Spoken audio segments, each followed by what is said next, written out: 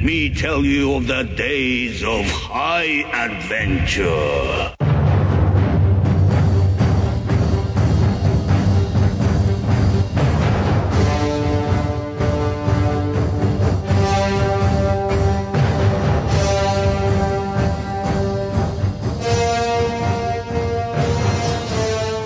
Hey, I'm John. And I'm Kevin. And this is 6 Degrees of Schwarzenegger, the podcast where we take a long, hard look at some of our favorite action movies from the era of Arnold. Schwarzenegger is the icon of the genre, and we're taking a deep dive into some of these 80s and 90s cult action movies and breaking them all the way down.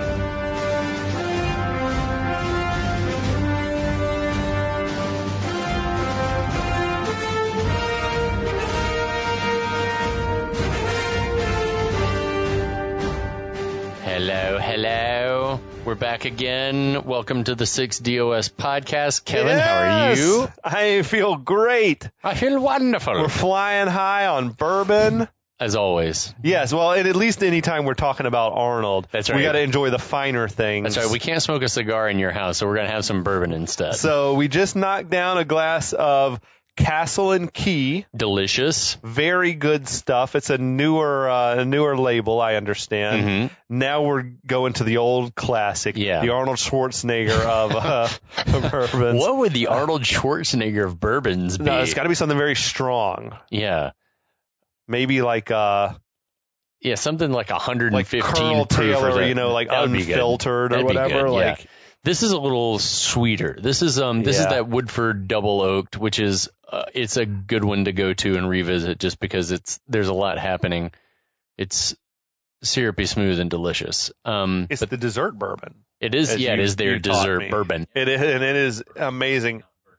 I haven't had a glass of this in probably a year. It's good stuff. Yeah, I love it. I love returning to it because it's like revisiting an old friend. So, speaking of old friends, shout out Jacqueline in London, who should be listening. If not, then she owes me an ice cold Coca-Cola. There you go. I don't know. And shout out to everyone else who's listening out there in podcast land. Yes, we appreciate it. Old friends and new listeners on the Last of the Action Heroes podcast network, and people who are listening on the old school 6 Degrees of Schwarzenegger feed. We love you all equally. Heck yes. Like you're our own children. Yes. So, we're going to talk a little bit more about 1996's Eraser. Always a special occasion when we're talking about an Arnold movie. Yeah, definitely. On the podcast. We're more than halfway through his catalog, I feel like. So I'm trying to ration them out, but we still got some awesome ones we got to get to. I'm fucking stoked to do Jingle All the Way one day. That'll be our special holiday I think it should. Edition. I think we should do that. And Kindergarten Cop, I can't wait to do. That fucking shit's crazy. Who is your daddy and what does he do? He's not a tumor. Did you watch the hell out of that movie? Oh yeah, that was one that was on regular rotation in our house growing up. Our mom says that our dad is a real sex machine. What? I think it's because it's like that Calm movie. Down.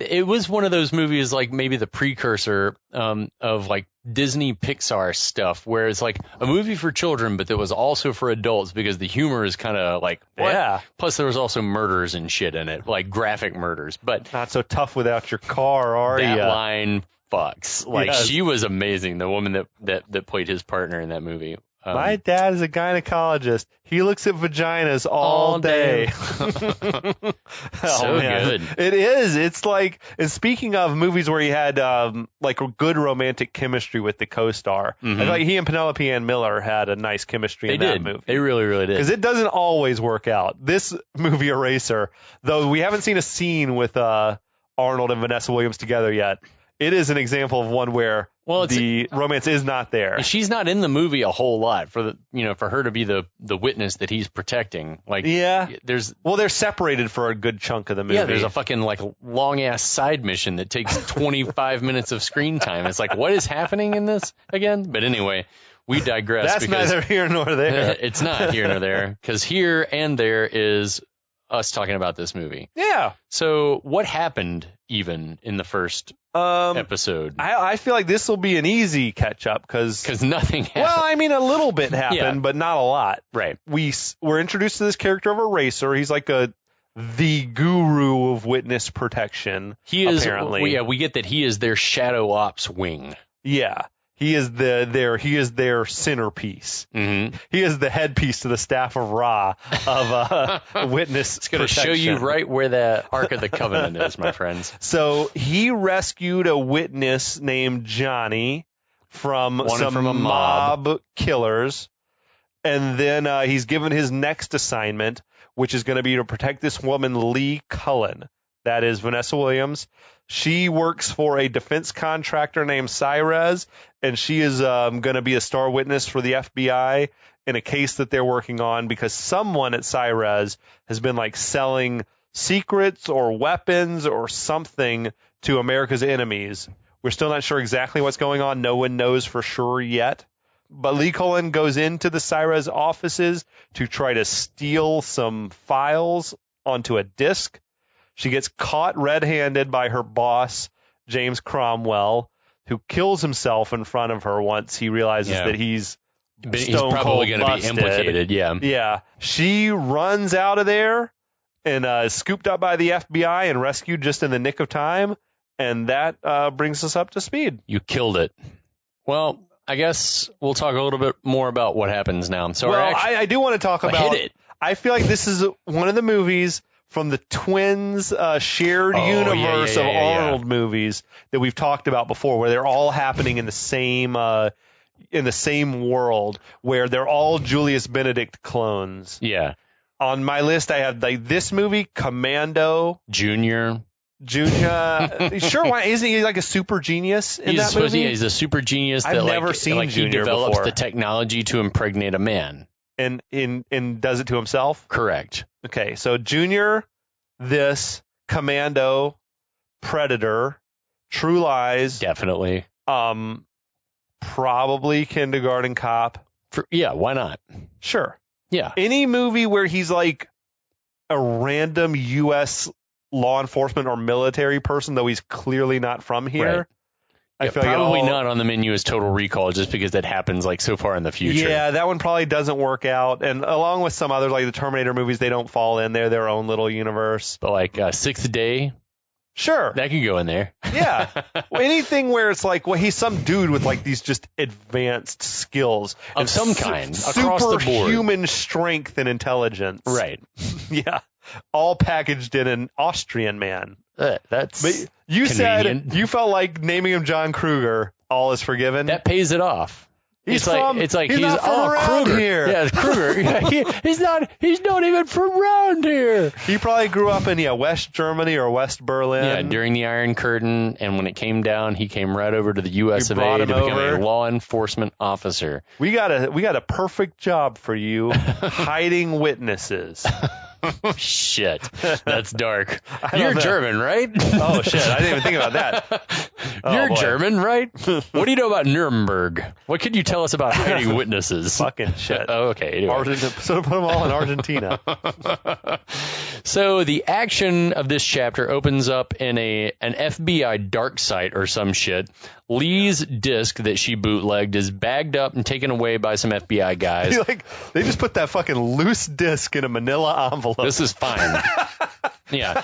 She is rattled, rightfully, by the events of the day and angry that she nearly got killed. The FBI brass there tell her she was warned of the risks and remind her that she came to them. She says all she did was find a clerical error and that they were the ones who were asking for help. Mm-hmm. The FBI tells her that if Cyrez is selling weapons tech, then that's high treason. Her testimony plus the evidence on the disc will be enough to put the people responsible behind bars. You've done a great service for your country, Miss Cullen. Now it's time to think about your safety. So at that moment, the elevator makes a noise like it's starting up, and everyone jumps up anxiously. It's like, oh, shit, the elevator. I will tell you, I feel like this scene was like the trailer for the movie. Really? Was like that, and like him walking in. But it was one of the famous movie voiceover guys who was saying the song. Special Agent John Kruger is the eraser in a world. Yeah, in a world. So the door opens, out walks Eraser. This is U.S. Marshal John Kruger of the Witness Protection Program. He'll be handling your personal security. She seems absolutely... Wait, remember last episode where his identity seemed to be top secret information? Like, if I tell Even you, his coworkers weren't allowed to know who he was. Yeah, this is John Kruger Mellencamp. And he's going to be taking care of you. She seems shocked to hear that she's even in danger and is like, why do I need witness protection? So, right? Yeah, Eraser's like, hey, you're in some pretty deep shit. And he immediately seems like miffed that all of this has apparently not been explained to her very thoroughly. And he's like eyeing the feds menacingly, like this should have been clear from get-go. I thought it was like some actual acting from Schwarzenegger. Yeah, like this scene, he was bringing it. Yeah. So they explain that there are very dangerous people out there who want to silence her, and that once the trial's over, all is fine. You can go right back to the way things were. I feel like there's no real reason to think that that's true. Yeah, well, like, especially if you look at the world today, it's like trials happen and no one's held accountable. It's After great. the trial's over, you'll be perfectly safe. What? Bullshit. Those FBI dudes were shitty, though, weren't they? Yeah, so she's not having it. She says that, yeah, I'm fine testifying, but I'm not going to uproot my life, and I'm going to go home now. So after she walks out... They don't let her leave, right? No. In a real world, they're not like, okay, what can we do? They send her home with armed guards. They're they did that, but I feel like they nothing. would like straight restrain her. That's what I'm saying. They wouldn't let her custody. just like walk out. Yeah, she'll get capped the moment she steps out of the door. So as she walks out, the head FBI guy there orders a protective detail be stationed at her house, or they're going to need a seance to get her testimony, which I like that line. Yeah, I like that line. So Eraser asks who brought her in. They said she volunteered, but he interjects saying that they dropped her into this half-baked scheme without giving her the full picture. It's a lot easier to put her ass on the line than yours.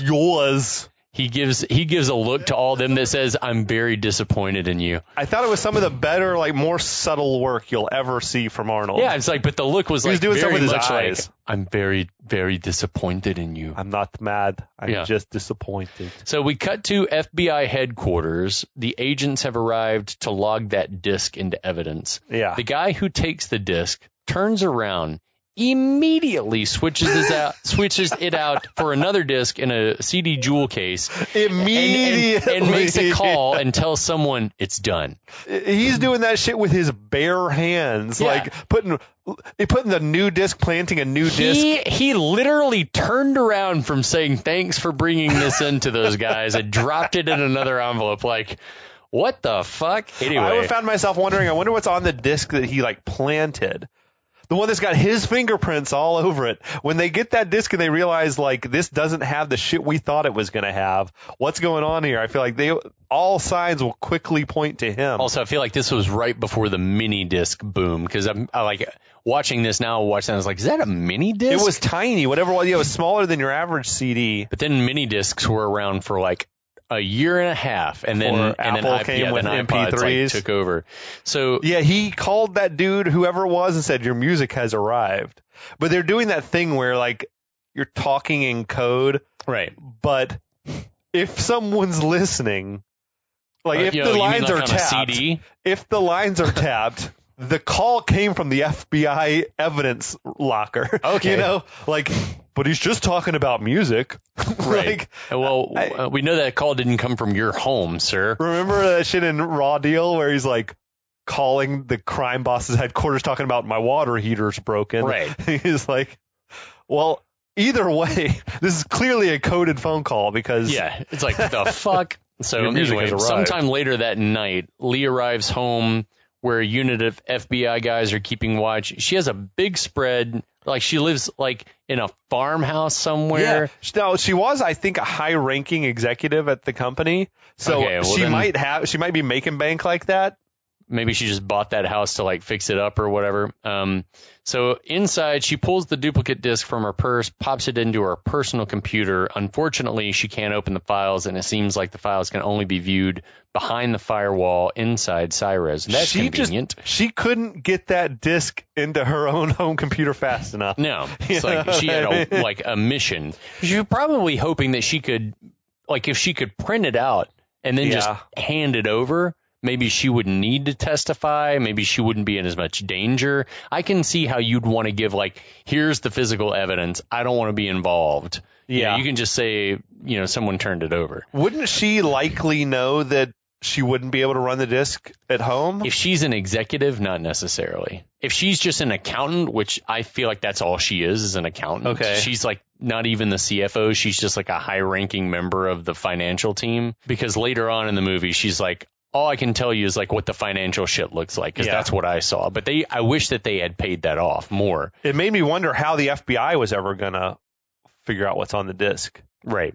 Like, if they has to be about, but I mean, they have subpoenas they can get in and they would force Cyrez to open it. Exactly. Or, bring us part of your server. Like, I don't even know, like, what's possible. So anyway, meanwhile, over at Cyrez headquarters, a creepy IT guy receives an alert that someone is trying to access the files remotely and calls someone named Mr. Morehart. That dude was rocking like the long ponytail. He looked like a record store clerk. Like he's gonna give you some good recs on some like shoegaze from the late 90s. Have you heard My Bloody Valentine? Exactly. It's some punk. So anyway, back at Lee's place, seemingly at a dead end with the disc, she goes straight to her phone and calls her friend Claire, who is a reporter. What part of her being in serious danger does she not understand? Yeah, she's like, you can't just be calling all these people. Let me try running the disc. Oh, that didn't work. Well, let me call call a good bosom friend of mine. People are probably listening to this shit. Yeah, you would assume, like, and also, why doesn't she have a cell phone? We get that they're established in this movie as existing. She's wealthy, I feel. She would have a cell phone. For sure. So anyway, she tells her friend Claire that she should have listened to her, first of all, and not trusted the FBI. We hear some weird electrical noise. Lee looks out her window and sees feds in the car watching her. Claire says if she'll tell her story, she'll put Cyrez on blast on the front page of the newspaper. Lee warns that it may not be safe to talk on the phone. Like, no shit. 2 minutes too late. If the bad guys aren't listening, the FBI certainly is. Yeah. As you talk about having, you're going to tell your story to the press. Right. As luck would have it, a cut outside of the car reveals that the two FBI guys posted just outside have been killed. Oh, shit. We then see several bad guys begin to swarm around Lee's house. Inside, Lee says she'll call Claire later. Claire's like, hey, did you make a copy? Lee's like, yeah. Giving up all the goods on the phone, baby. How is this conversation also, still like, happening? Claire would not ask that question. She shouldn't. She would have said, let's meet in a diner down the street in a half hour. Well, it's like, I don't think it's safe to talk on this phone. Did you make a copy of this? Hell yes, I did. What's your blood type? What have you touched recently? Yeah, this shit's crazy. So Claire says, hey, that copy of the disc is your insurance. And if you go public, no one's going to harm you. Why does everyone think that? If you go public, no one's going to harm you. Have they never? It's like when you go public, you may as well kill yourself. Yeah. Anyway. These people can definitely get to you anywhere. And the feds clearly they don't care. You are expendable. They sent disposable. They sent two dudes in like a late model sedan to watch her back. Sign of the times. So just then, Lee hears a door creak and and she like hears the door close, and it's all upstairs in her house. And so she's like, I gotta go. That's also to me insane. I'm in tremendous danger. I think I heard someone upstairs. I gotta go. Better go check it out. I would leave. Let me leave the house. Let me get off the phone and go check it out. Suspenseful music builds, but the only thing that comes down the stairs is Daryl. Some dude named Daryl pops out from around the corner pulling on pajamas. Another super memorable like 90s actor. Yeah. Dude's name was Silk, spelled C-Y-L-K. What else have we talked about him in being in lately? I remember him well in White Men Can't Jump. Okay. But he was in Conspiracy Theory. He was in a memorable episode of Saved by the Bell, but aren't they all memorable? Yes, they are. But yeah, he pops out pulling on his silken pajamas. Yeah, so Lee's irate that her apparent ex-boyfriend has let himself into her house. But under what circumstances would it be appropriate to let yourself into your ex's place and like bathe? Never. Not once. But also, you and I are not insane. There are a lot of crazy people out there that do shit like this. I thought it was a boss move he pulled where he's like, well, I was worried about well, he said, I was worried about you. I haven't heard from you in a few days. Like, yeah, that's what breaking up looks like. I came over here to talk and decided I'd clean up before because I'd been at the gym. What the fuck? He says he came over because he was worried. He hadn't heard from her. She says, yeah, there's nothing left to talk about. It's over. That's how breakups work. Meanwhile, outside, we see one of the bad guys is preparing to use some futuristic looking gun, and it is wild. It's got a cord you pull out like an old hair dryer, and you plug it in to a thing that charges up another thing. And it also has a scope that can apparently see through, and you can dial it in and out different kinds of solid surfaces to the point to where you can see vital organs inside, and it'll lock on to a beating heart. That's so stupid. This dude was wasting a lot of time like just playing around with the technology, wasn't he? Did he just get it? I don't. Anyway, I thought the X-ray shit. It is cool. Yeah, very cool. It's not that useful though when you can't actually see what person it is though that you're aiming at. Yeah, agreed. Yeah, all I see is skeletal figures. Because you can't hear, you can't tell who's talking. Like if one guy's talking to another guy, you can't tell. Was that the guy I'm supposed to kill? If it was a crowded room, this would be like useless. Yeah, absolutely useless. So Lee and Daryl continue their conversation, giving us some exposition about how their relationship ended. Outside, the assassin locates them in the kitchen, zooms in on one of the skeleton's heart, prepares to pull the trigger, but just then a van pulls into the driveway. The assassin ducks down. The van driver gets out, retrieves a massive bouquet of balloons from the back of the van. Whoever could it be? Yeah. But why is he coming in disguise? I don't know. None of these guys know who he is. There's no reason for him to be disguised. I guess maybe. Yeah, I don't know. Yeah, there's no reason at this point. Under any circumstances, I'm going to be the balloon delivery guy. How much time did he spend? Wait, I know a guy. Well, Let me stop off and pick up a bouquet of balloons. On Thursdays, I'm balloon guy. Have a bouquet standing by. Blow up all the balloons. I need about 10 balloons. So inside, Daryl's accusing Lee of seeing someone else. Toxic.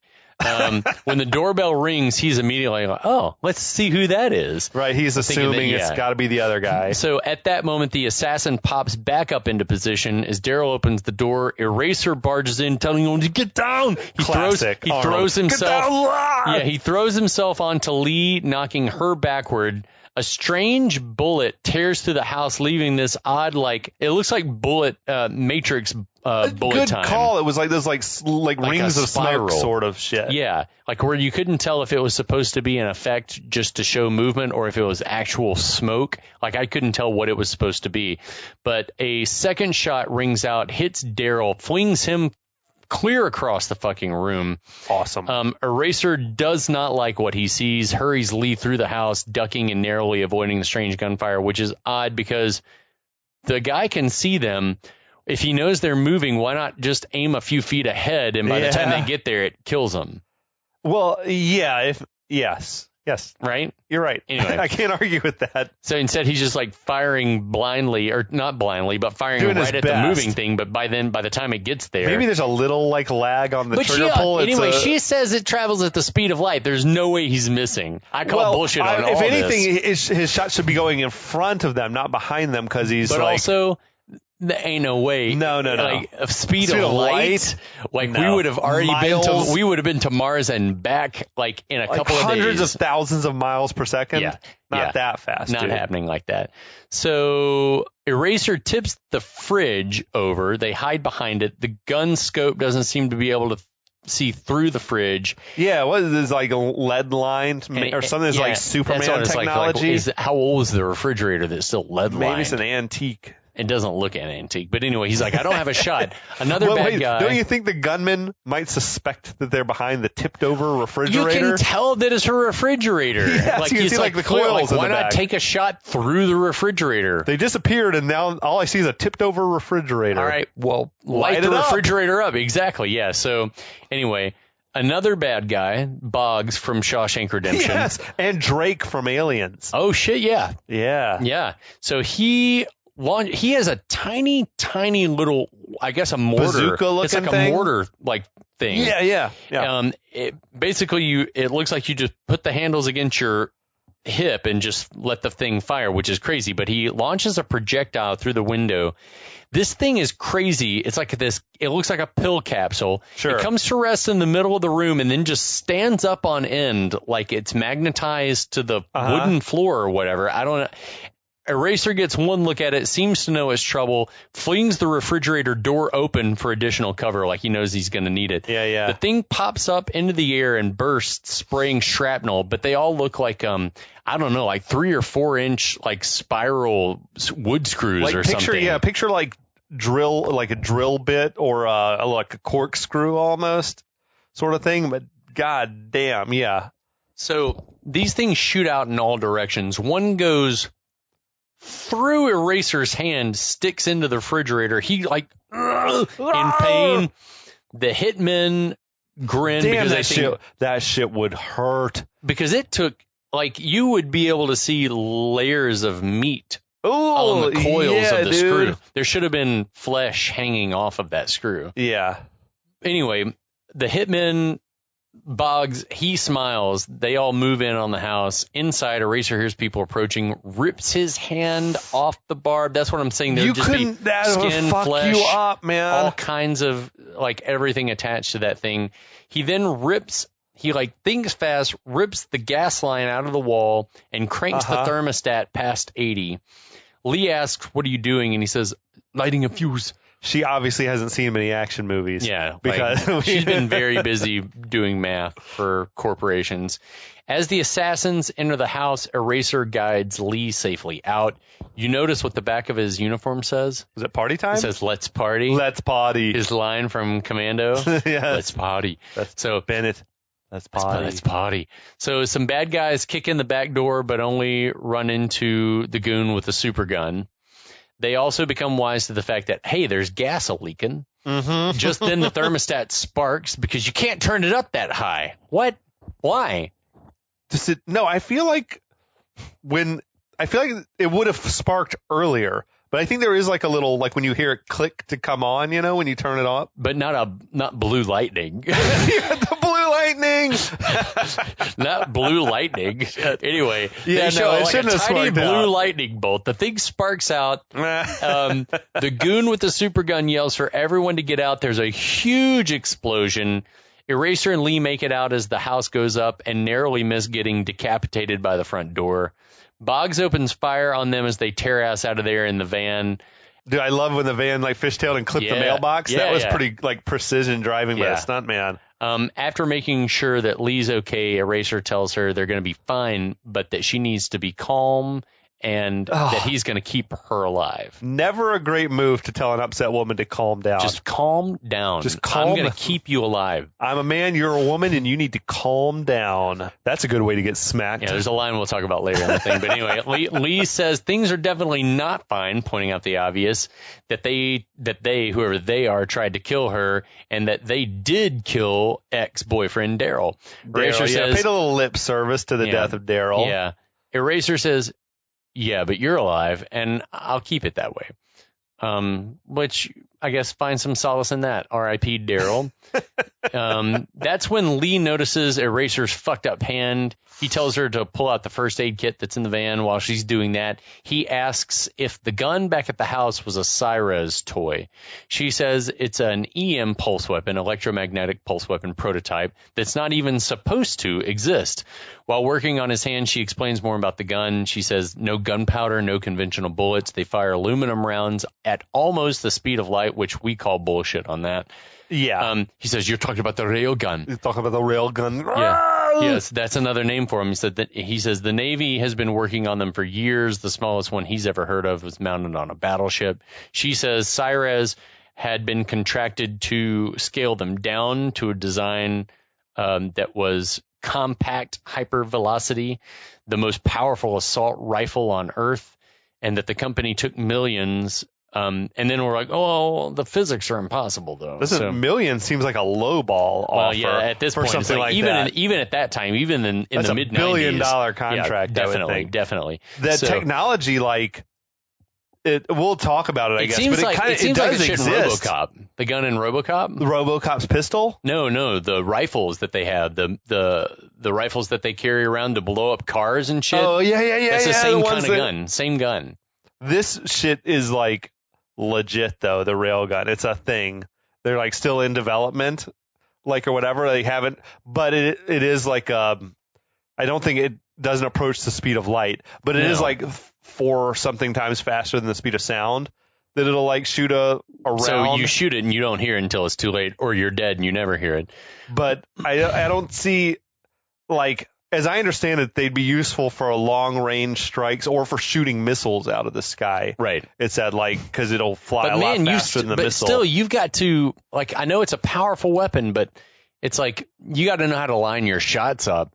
Like, because the missile's moving and you're stationary, you gotta shoot 400 yards in front of it for it to hit. I imagine it would all be computerized. Yeah, that's like, true. All that shit would be computerized. Isn't that scary? I was reading about the railguns, and they said they were talking about some test they did where they shot it through like a sheet of metal, like an 1/8 inch right. thick sheet of metal, and found the projectile like 4 miles further away. Like it had gone through the sheet of metal and flown another 4 miles. That's like, nuts. That's fucking insane. Yeah, that is nuts. I love that it's like based on some there's science. very little in this movie that's original, but at least they're showing us something that's kind of like new, like future tech that's somewhat based in reality. Totally. Eraser says, well, it looked real enough to me, and maybe Cyrus found a higher bidder. So then she says they're connected everywhere. Defense, CIA, NSA, maybe even your people for all we know. Dun, dun, dun. Your people? Witness protection? Yeah. For all we know. Witness protection, took this movie. I'm thinking this about movie raised their profile big time. So Eraser asks if she still wants to bring down Cyrez and those involved, and she's like, hell yeah. So he says, I'm going to hide you until the hearings, and no one but me will know where you are, including my own people. Right. He says the FBI knew that this was a death sentence for her and that they still let her do it, which was some bullshit, and she kicks herself for being so dumb. Eraser says her only mistake was trusting them, but that now she needs to trust him. So they drive off into the night. Back at Cyrez, the dude Moorhart, who we really don't know who he is yet. Yeah, we only heard his name. He calls a guy in a swanky DC office. To me, he immediately he's a politician. I'm like, the guy's a politician. Oh, yeah, some sort of bureaucratic dude. So, and says, sir, we have a problem. Lee survived. So the politician guy is pissed and gets even angrier when he learns that Lee has another copy of the disc and tried to access the program. Wait. Despite the shadowy dude's assurance that this line is secure, there's no way the FBI is not tapping all calls in and out of Cyrez. No. Yeah, good call. They were they're just having this conversation openly. Don't worry, the line's secure. Unless there's somebody in the FBI that also is just remove the tap. We've seen that the FBI has already been bought off, I guess. Right, so, but it's remove the tap. So it's not hard to believe that maybe that surveillance would have been taken That off. shit strikes me as realistic. Yeah. They just make a call and be like, yeah, we're doing some shit, so you need to kill that investigation. Yeah. Because this is national security. It's the way it works, man. Yeah. It's the system we're living in. So the politician guy, he is in possession of the disc that was smuggled out of the FBI. Mm-hmm. So that's the music. He has the music. Yes. So he tells this Moorhart character to get the extra disc and to get rid of Lee, whatever it takes. Moorhart says roger that, but then drops another little nugget that they checked Lee's phone records and that she also made a call to her friend, the reporter. The guy tells Moorhart that he knows, hey, you know what you need to do. Just go do it. Get it done. They hang up. At that moment, a dude in a military uniform enters the politician's office and says, the Joint Chiefs are ready, Mr. Undersecretary. Oh, shit. Undersecretary, I'm going to just refer to him as that, tells the guy he'll be right there. The soldier leaves, and Undersecretary snaps the disc in half. We cut to a farmhouse or a cabin somewhere. Yeah. There's smoke rising from the chimney. Oh, it's John Matrix. Yeah, it's John Matrix is spread in California. Lee watches sadly as all of her IDs being burned in the fire. That's it. That's everything I am. Eraser tries to, comfort her. Is like, no, that's nothing. It's a few numbers and some plastic. Who you are is in here, and no one can take that from you. But do you really need to fully destroy the shit? Burn it? I mean, it seems like later on, presumably when she could maybe resume her life at some point, there's no need to. This is 1996. We're talking like minimal surveillance in most post offices even. Yeah. So why not put it in a P.O. box? You don't need to burn the Social or a Security safety card. deposit box. That was odd to me. It seemed overkill. Yeah, it was somewhere. Yeah, it's supposed to be, I guess, just like, oh shit, she's leaving it all behind for a cause or some bullshit. Anyway, she points out that they're going to try, whoever they are, they're going to try, but he says, we're going to stop them. We're going to stop them. He says, I'm going to need everything. She's like, that is everything. He's like, no, give me your necklace. She says. He went and like physically lifted it off her bosom. That was odd. Boundaries. I don't see how the necklace is an issue either, though. Like, an identifying isn't the artifact. issue that she looks like Vanessa Williams? Like, they know what she looks like. I don't think it looks just like her, but is she wearing a St. Christopher medal I don't know, or but whatever? That's the thing is, like, any identifying artifact, she says it's St. George because when she was a child, St. George, she was afraid of dragons. And if any of you are up on your English, like British Isles legends, St. George and the Dragon is a big one. Oh, I don't even know that. Yeah, St. George is like one of the main patron saints of the United Kingdom. And, cool. and like St. George and the Dragon is like one of their chief legends. I can't remember, like, Beast in the Questing Pool is an Arthur legend. I don't think St. George and the Dragon is an Arthur legend, but it is an old English legend. Shout out Jacqueline. Yeah. Hey, Jacqueline, what up, girl?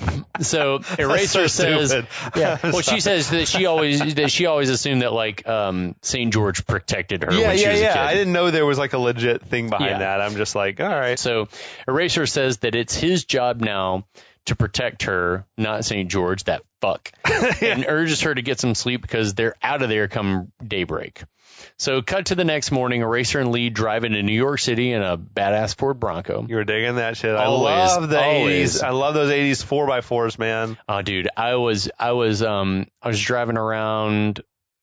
Maybe I hadn't even left Atlanta yet, but I saw like one of those like old school badass like FJ Cruisers, those old Toyotas. Oh, yeah, dude, those are rad. Fucking those are even cooler than Broncos, yeah, man. Agreed. I was watching, I put on Deliverance earlier, and Burt Reynolds was driving some kind of badass fucking 70s SUV. I was like, Jesus Christ, that thing Probably is one of those sweet, old FJs. man. So the camera pans up to reveal the bustling streets of Chinatown, which we see a very smoky. Yeah, like we see this multiple times in this movie. It's like something nearby is like on fire. Someone's like burning. They've burned the duck. The duck is the fireworks. Yeah. All the fireworks have ignited. So at the fireworks stand. In a VO, Eraser is telling Lee and us that he knows a place where it's going to be easy to disappear. The plan is to drop her off with a woman that he's helped out before, and the woman's going to hide Lee until the hearings. Don't you think, isn't that putting that other woman at tremendous risk? I said, this seems to fly in the face of everything that we know at this point just from this movie about WITSEC rules and his personal code. Yeah. It's like, he would never do that. Like, why would you do that? What was also weird was he said, why would you put two witnesses in danger? Yes. If either one gets found, they probably both die.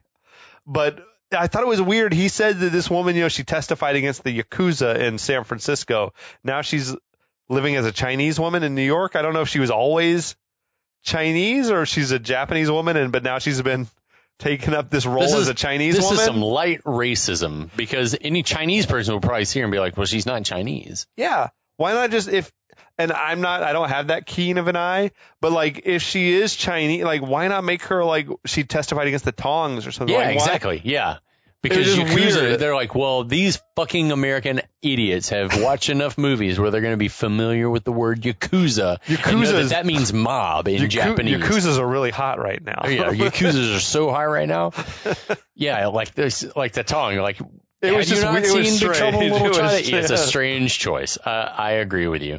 So he also sets her up with a new identity, Deborah Elliott. Is that how you think of me? This is humorous. As a Deborah.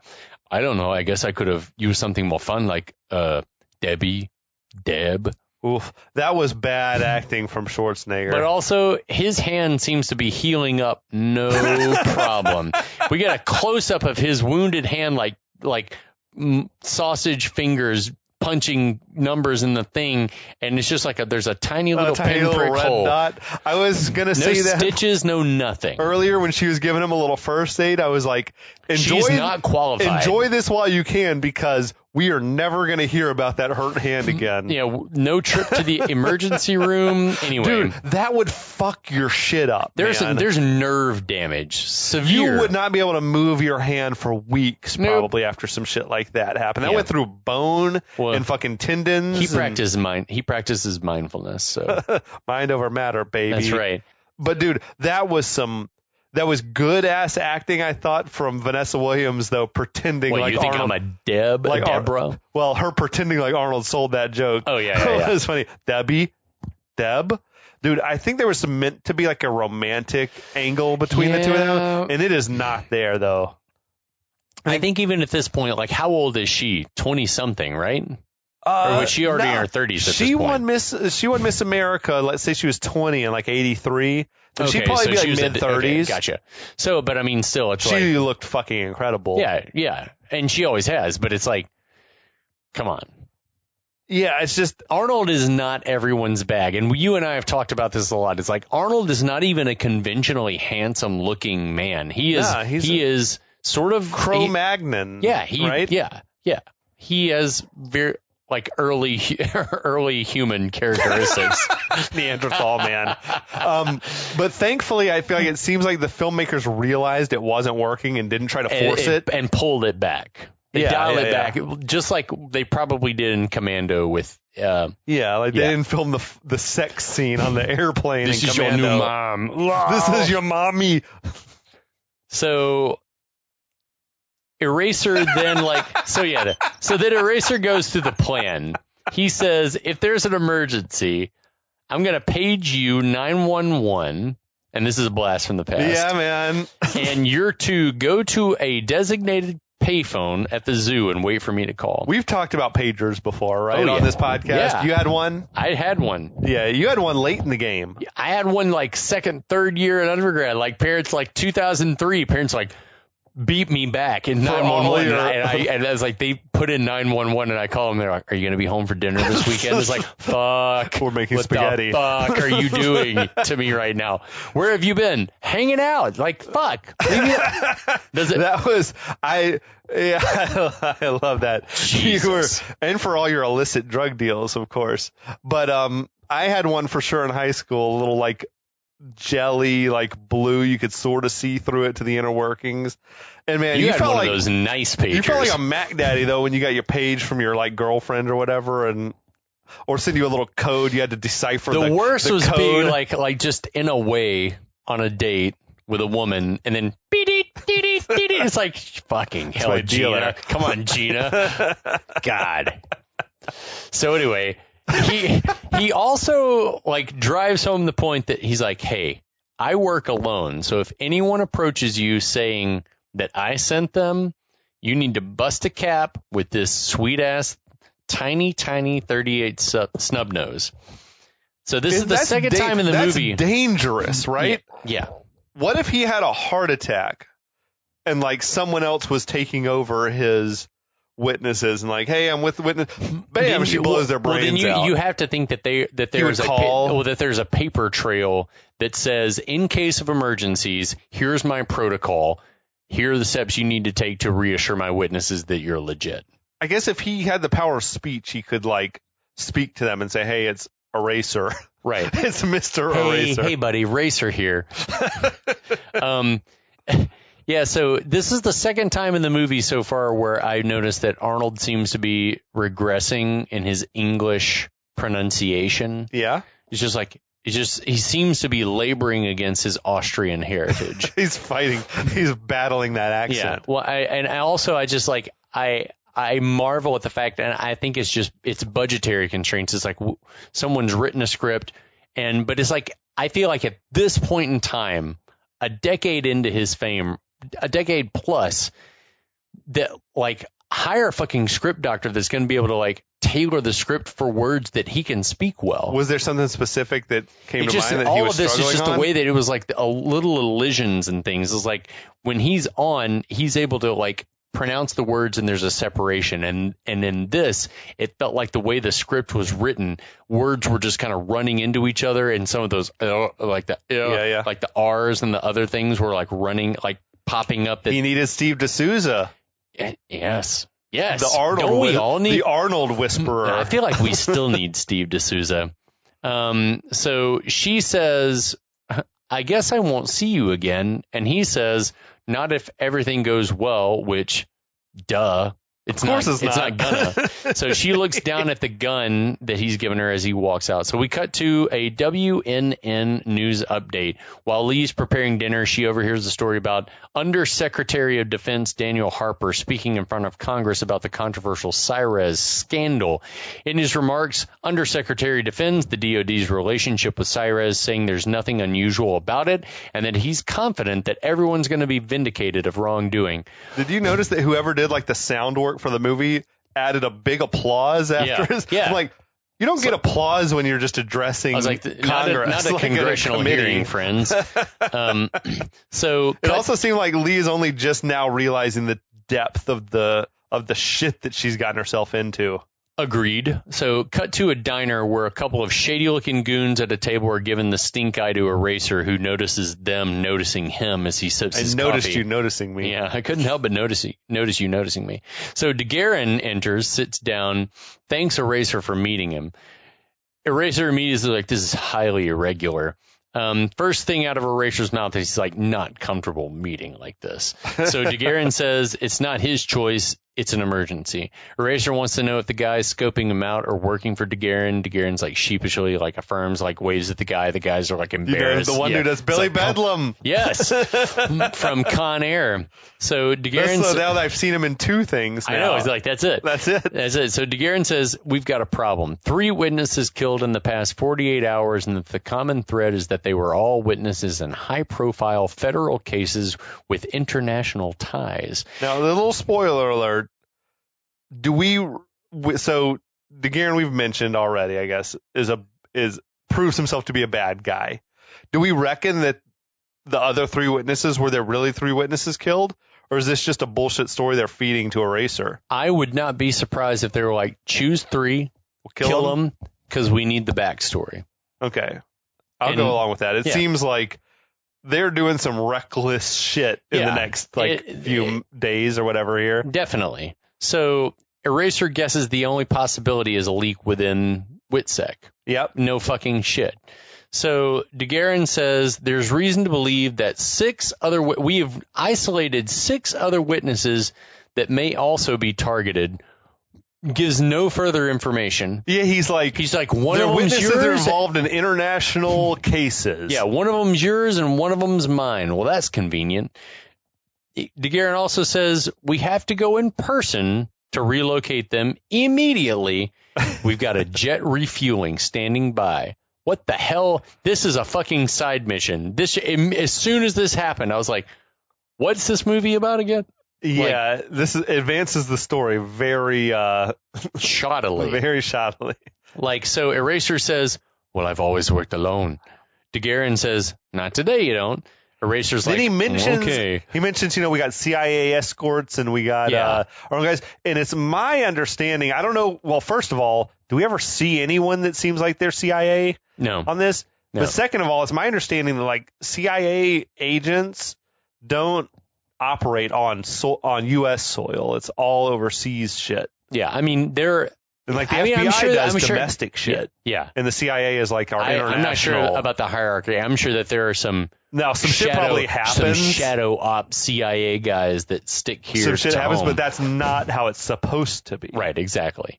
So Eraser's like, fine, but says, just to cover his bases, we'll do your witness first. Which, it seems like he's already doesn't trust this for some reason. Well, I mean, he's been taught not to, and I feel like DeGuerin probably knows that. But also, it's like this whole cat and mouse thing between the two of them, to me, wasn't working. It doesn't really work. Okay. It needed to be more subtle, and I feel like it's overt from jump. Anyway, so we cut to an airport. There's a plane on a tarmac being prepped for takeoff. Eraser and DeGuerin roll up, and I thought was it the same mystical U.S. Marshals airstrip as Con Air? Out in Oakland. Yeah. So Eraser and DeGuerin roll up. DeGuerin introduces him to the guys from the diner. That's Calderon and Schiff. Calderon is Billy Bedlam. Yes. Agent Calderon, that's Nick Chunlin.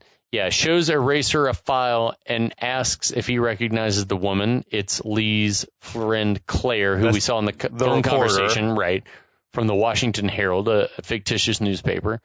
Calderon tells him that Claire was a reporter doing a story on Cyrez and that she could have been a connection to Lee until she got killed. Peeled her like an onion. If she knew anything, she talked. That's gruesome. He relished those lines. He was getting off on relaying that story. Oh, yeah. If she knew anything, she talked. So not unlike Billy Bedlam when he was going through Cage of Shit, and he's like, oh, yeah. Peeled her like an onion. First of all, Eraser, clearly disapproved of Calderon's, cavalier attitude. He sort of looks at DeGuerin like, who the fuck is this guy? Yeah. But also, spoiler alert, Calderon is also a bad guy. Do you think, I almost get the impression from the reading that he gave of that line that he might have killed Claire personally? Ooh, that's a great point. Peeled her like an onion. If she knew anything, she talked. And I masturbated right after. On the corpse. Definitely. That's dark, but yeah. No, it was nuts. No, that's an excellent point, is that they had killed these people to be like, well, we got to do something to get it going, to get the ball rolling. So another agent, Monroe, that's Danny Nucci, who is just ubiquitous in this late 90s period, because I think, number one, he's super youthful, even though he was older. He was probably in his mid-30s when he played this role. Sure. But he was a Lieutenant Shepard in The Rock and Fabrizio in Titanic. Yeah. Just very youthful looking guy. It was crazy. He was in, he had a very memorable role in Crimson Tide. Yeah. And to think, this was the peak of how high he would go. That's the thing. It seemed like he was still on his ascension. We need to follow the and then Titanic was it. We need to follow the Cobra Kai formula and write a movie that brings all these character actors that were just crushing the game at the time and bring them in to do the hard work of being the lead guys. And that's not to say that being a character actor is not hard work. I'm just saying to. No, they're doing the heavy lifting. I mean, to do the vaunted work, I guess, is a better word, of being the lead actor. The lead guy. Yeah, Fabrizio from Titanic shows him around the plane. He says that they have 3 of these planes in various parts of the country for quick relocations and for occasional transporting of violent criminals, which is essentially the plot of Con Air. It's Con Air, dude. Yeah. What was up with the red light they had inside the little cell? Yeah. Do you know that was the fucking they're keeping the Whoppers warm and Burger King. Yeah, exactly. It's the heater. So Calderon, Billy Bedlam, ironically points out that that they're like a chauffeur service for degenerates. He then asks Eraser, he's like, hey, do you ever get tired of babysitting scum? And then in what I felt like was a jokey delivery, Eraser's like, yeah, but in your case, I'll make an exception. But Calderon was like, I don't appreciate that. Well, it was a little overly familiar at best. Yeah. But I also thought maybe Eraser was just being from a different time. You break everyone's balls is the thing, and maybe Calderon's like, "Well, I'm sensitive. This is a man's world, and we break balls around here." He asked DeGuerin, "Who the hell does this guy think he is?" And DeGuerin says, "Him? Well, he thinks he's the best guy in the game. I think he's right.